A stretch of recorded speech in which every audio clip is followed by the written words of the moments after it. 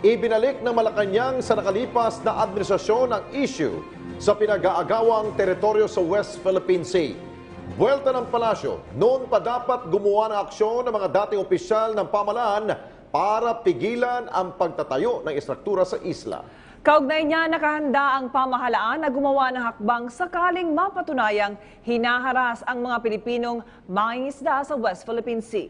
May report si Daniel Manalastas. Wala na sana umanong aberya sa West Philippine Sea kung ito ay nagawa ng paraan ng nakalipas sa administrasyon. Sagot ito ng palasyo sa naghain sa International Criminal Court na reklamo laban kay Chinese President Xi Jinping na sina dating Foreign Affairs Secretary Albert Del Rosario at dating Ombudsman Conchita Carpio Morales.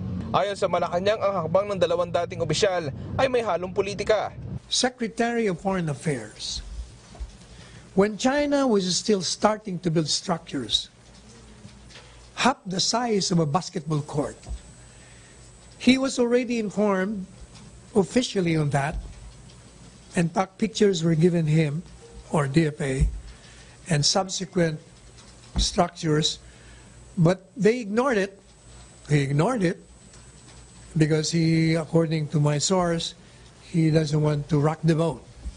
That's why I told my source, I need documents. I need communications from your group to DFA. I need pictures that you have given them. I need official response coming from Del Rosario. Because if that is true, then, mali. Bakit noon hindi ka naggumalaw, ngayon ka lang naggagalaw?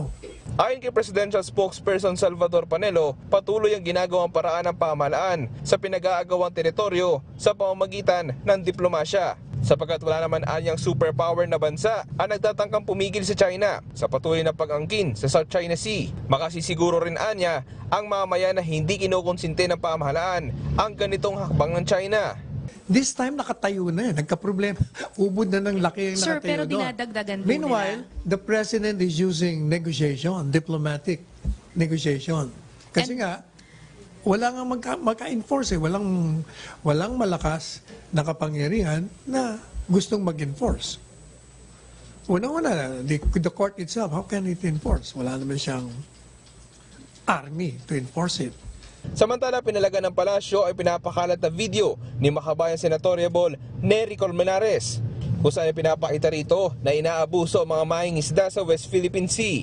Ayon kay Panelo, posibleng ang video ito ay matagal na at binubuhay lamang ni Colmenares. Mas maayos na anya ang lagay ng mga mangingisda ngayon sa West Philippine Sea dahil sa patuloy na pakikipagnegosasyon ng pamahalaan sa usapin. As far as I Because know, their needs are hindi sila tinataboy more doon. urgent. Noon yun, nung mga panahon, natigil na nga. So the palace is saying that in you've fact, already... sino man nagsabi sa akin, one general was telling me na, yung mga Vietnamese nga daw, Vietnamese, pag tinataboy, tumatakbo sa mga Filipino fishermen para napoprotect sila, they are being shielded from being attacked. Kasi yung mga Pilipino hindi na ginagalaw eh. Daniel Manalastas para sa Bayan.